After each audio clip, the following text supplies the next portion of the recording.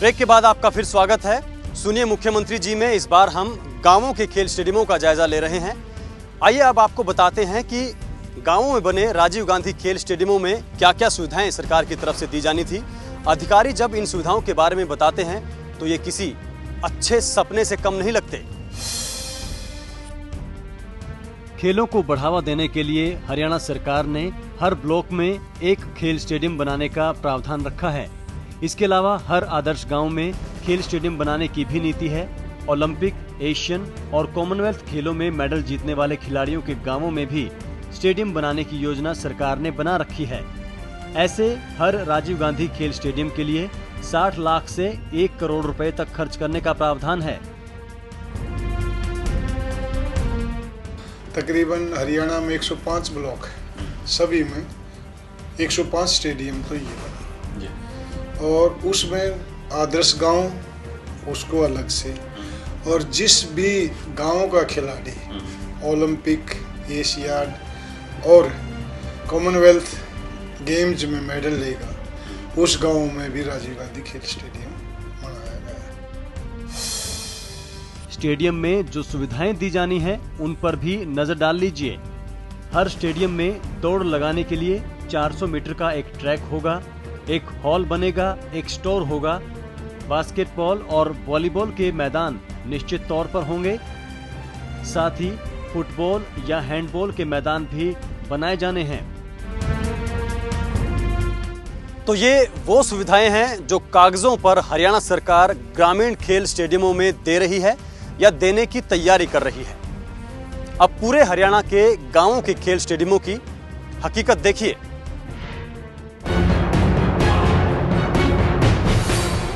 रोहतक जिले के ही कलानौर हलके के 24 गांवों में सिर्फ 2 खेल स्टेडियम हैं और उनकी हालत भी खस्ता है। स्टेडियमों में ना तो पीने के पानी का इंतजाम है, ना रेस लगाने के लिए ट्रैक है, ना सिखाने के लिए कोच। सुंडाना गांव में बारिश का पानी मैदान पर भरा हुआ है। यही हाल इलाके के सांगाहेड़ा और दूसरे गांवों में बने मैदानों पर भी है। ट्रैक में पानी भरा हुआ है और हम रेस नहीं मार सकते। टक्कर इतनी है ग्राउंड के अंदर, कोई भी उगाने पर कुछ भी नहीं खेल सकता। बहुत ज्यादा प्रॉब्लम होती है सर यहाँ पे रेस मारने, इसलिए हम रोड पे मारते हैं सर रेस। लेकिन सरकार तो सोचती है कि हम ऊपर जाएं, लेकिन हमें तो नहीं लगता इन सुविधाओं से हम ऊपर जा सकेंगे। पीने के पानी की भी सुविधाएं नहीं है। ये यहाँ पे तो ताला लगा दो या फिर कोई सुविधा दो। रोहतक जिले का महम इलाका, यहाँ सरकार की तरफ से फरमाना गांव, निदाना और महम कस्बे में स्टेडियम हैं। इन सभी में ना तो कोच हैं, ना ही बिजली पानी की व्यवस्था। भैणी सुरजन गांव में एक स्टेडियम बन रहा है जो लंबे समय से पूरा होने का नाम नहीं ले रहा है। महम में बना स्टेडियम यूं तो ऐतिहासिक है, लेकिन सुविधाओं की बात करें तो इसकी हालत गांव के स्टेडियम से भी खराब है। ना पीने खातर पानी, ना बिजली, ना कोच। सारा ग्राउंड में पानी भर गया है बरसात के दिन में। पता कितने बैठे कित खड़ा हुआ 5 टकने की जगह कौन इसमें। सर बिल्डिंग पड़ी है, आड़े खिलकी मारो और चले जाओ। स्पोर्ट्समैन को बोलते हैं कि मेडल लाओ, ओलंपिक में मेडल लाओ, पदक लाओ और नौकरी पाओ, लेकिन वो पदक लाने के लिए तो तैयार तो करने पड़ेंगे ना खिलाड़ी।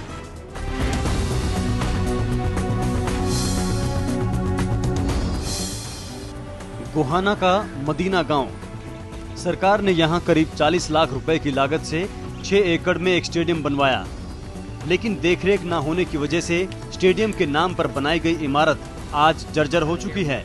इस इमारत की खिड़कियां और दरवाजे टूट चुके हैं। इसमें 4 दीवारी के सिवा, बिल्डिंग के सिवा कुछ भी सुविधा नहीं है। इसके अंदर मीमी की सुविधा बस कड़ाउन की ना टूटी, ना यहाँ पर पंखे, कुछ भी नहीं है, सब कुछ उतार लिए गए। ये साल 6 महीना में खत्म हो जाएगा बिल्कुल।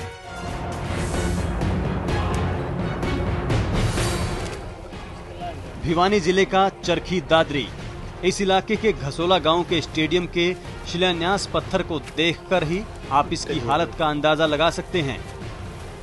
दिसंबर 2004 में रखा गया ये नींव पत्थर अब गोबर के ढेर से घिर गया है। हालत ये है कि स्टेडियम के नाम पर यहाँ 4 दीवारी तक नहीं है।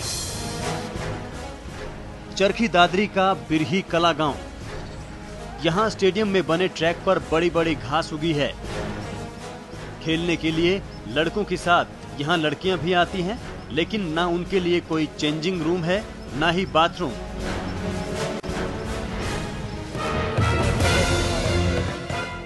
भिवानी जिले का लोहारू क्षेत्र, यहाँ सरकार की तरफ से बहल, सिवानी और ढिगावा मंडी में 3 स्टेडियम बनाए गए हैं। बहल गांव के स्टेडियम को छोड़कर सभी बेहद खराब हालत में हैं। इन स्टेडियमों में खिलाड़ियों को सुविधाएं देना तो दूर, इनकी कभी सफाई तक नहीं होती।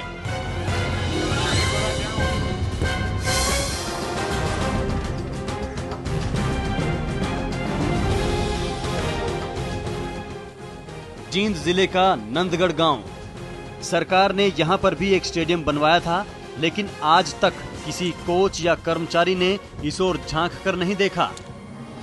खेलों का जो सामान यहां भेजा गया वो संभाल ना होने की वजह से टूट रहा है। वहीं इग्राह गांव के स्टेडियम में चारों तरफ गंदगी फैली है और ये नशेड़ियों का अड्डा बन गया है। उधर जुलाना में भी एक स्टेडियम के नाम पर 4 एकड़ जमीन घेरी गई है और इसे ही स्टेडियम का नाम दे दिया गया है।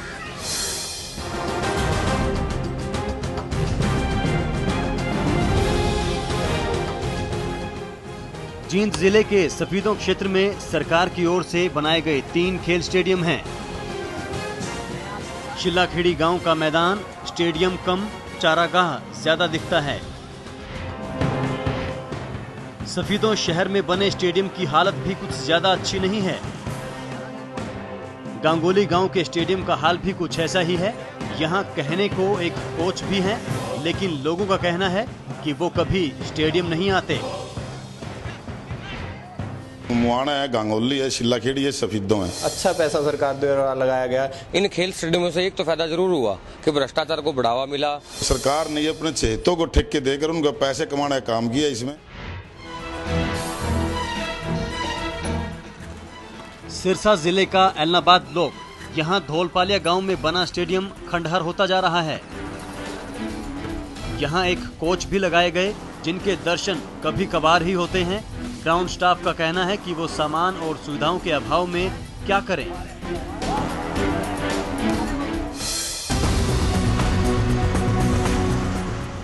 घरोंडा क्षेत्र का बस्ताड़ा गांव, इस गांव में लाखों रुपए की लागत से बना राजीव गांधी ग्रामीण खेलकूद स्टेडियम अपनी बदहाली पर आंसू बहा रहा है। खिलाड़ियों के लिए यहां ना तो पानी की सुविधा है और ना ही दूसरे इंतजाम हैं। पूरे मैदान पर कांग्रेस घास और झाड़ियों का कब्जा है।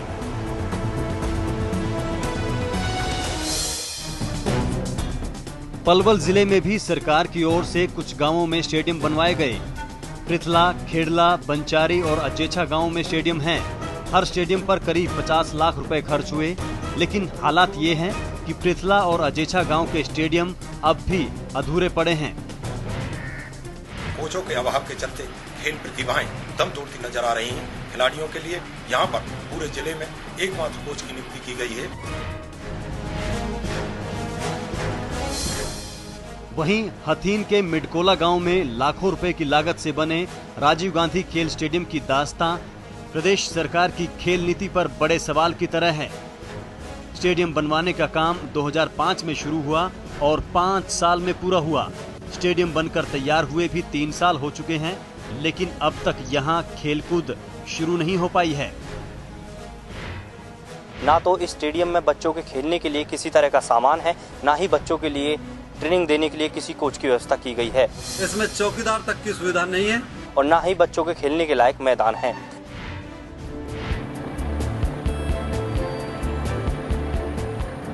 रतिया क्षेत्र का रतनगढ़ गांव, 16 साल पहले तत्कालीन मुख्यमंत्री चौधरी बंसीलाल के राज में खेल मंत्री राम स्वरूप रामा ने अपने पैतृक गांव रतनगढ़ में एक स्टेडियम बनवाया था, लेकिन पिछले 16 साल से ही ये स्टेडियम प्रशासन और सरकार की अनदेखी झेल रहा है।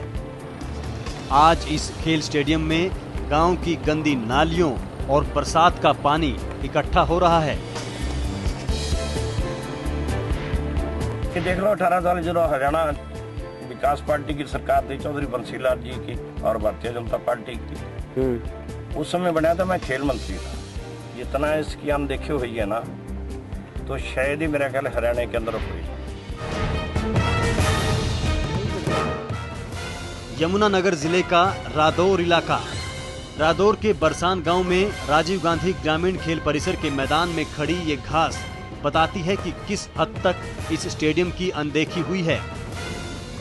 अच्छी बात यह है कि यहाँ कोच और एक ग्राउंडमैन की नियुक्ति हो चुकी है, लेकिन लोग बताते हैं कि इन दोनों के ही दर्शन ईद के चांद के समान कभी कभार ही होते हैं।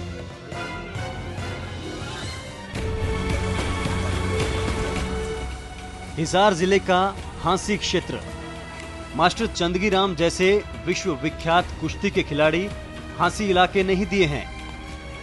इस उपमंडल के उमरा, गढ़ी और ढाणा कला गांवों में सरकार ने स्टेडियम बनाए हैं जो किसी भी लिहाज से खिलाड़ियों को सुविधा देते नहीं दिखते।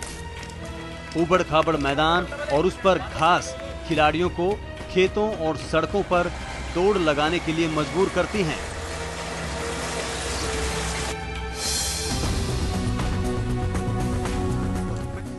कुरुक्षेत्र के आसपास भी सरकार की ओर से 8 खेल स्टेडियम बनाए गए हैं, लेकिन इनमें से एक भी ऐसा नहीं है जो सही मायने में खिलाड़ियों को पूरी सुविधा दे सके। ज्यादातर खेल स्टेडियम सूने पड़े हैं क्योंकि वहां ना तो सामान है, ना ही सिखाने के लिए कोच।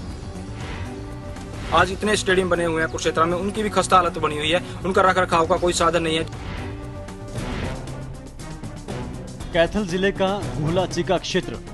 इस इलाके के मलिकपुर और भागल गांव के स्टेडियम का हाल देख लीजिए। रखरखाव के बिना ये खंडहर बनते जा रहे हैं। मलिकपुर गांव में तो काम पूरा भी नहीं हुआ है और अभी से ये हाल है। भागल गांव के स्टेडियम का हाल भी बेहद खराब है। भागल का भी ऐसा ही हाल है और मलिकपुर गांव का भी ऐसा है। कोच नहीं है, पानी नहीं है, कोई सुविधा नहीं है। ये करोड़ों रुपए वेस्ट हो रहा है, खिलाड़ियों के लिए कुछ नहीं हो रहा। पेड़े हैं, भैंस चल रही हैं, घोड़े चल रहे हैं। यहाँ तो सिर्फ पशुओं का एक बाड़ा बनकर रह गया है।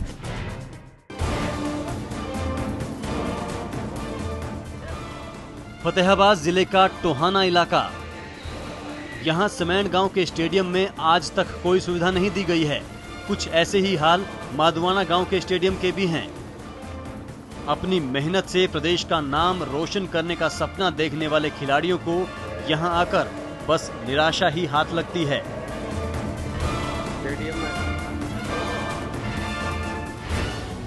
सिरसा जिले का मंडी डबवाली।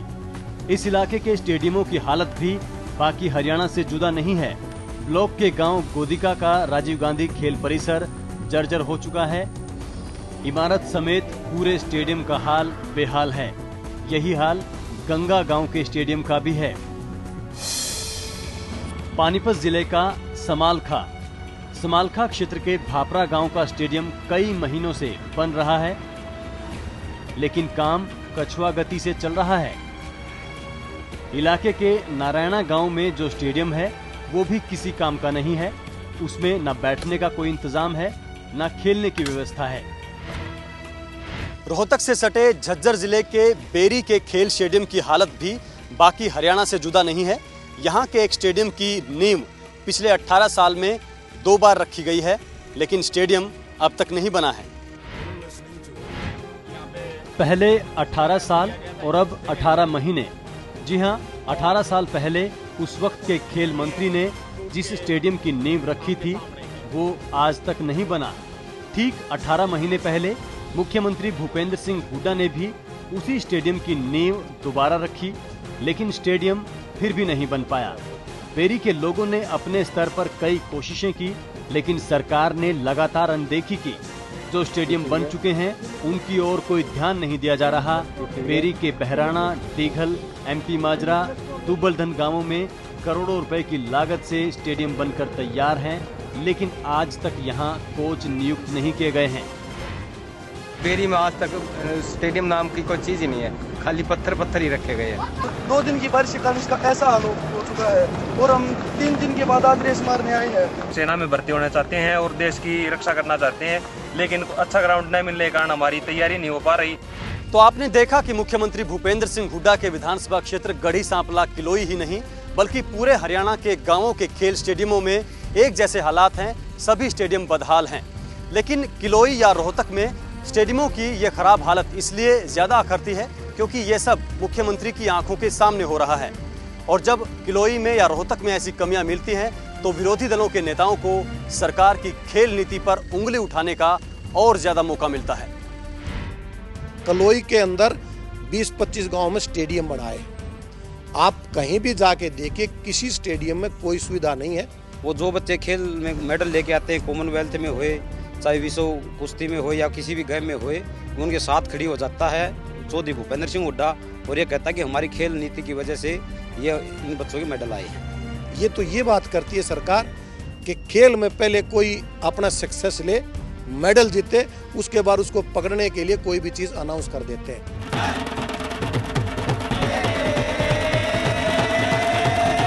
हरियाणा के छोरे छोरी रिंग में खूब दहाड़े, दुनिया भर के तगड़े तगड़े काटा गेर पछाड़े, जीसा आ गया रे, जीसा आ गया रे, इब कहने बीच अखाड़े, जीसा आ गया रे, इब कहने बीच अखाड़े। इसमें कोई दो राय नहीं है कि हरियाणा के खिलाड़ियों ने दुनिया को जीता है। इस बात को भी कोई नहीं झुठला सकता कि मेडल जीतने के बाद हरियाणा सरकार खिलाड़ियों को जितना पैसा और सम्मान देती है वो देश का कोई और राज्य नहीं देता। हरियाणा सरकार की पदक लाओ पद पाओ पॉलिसी वाकई काबिले तारीफ है।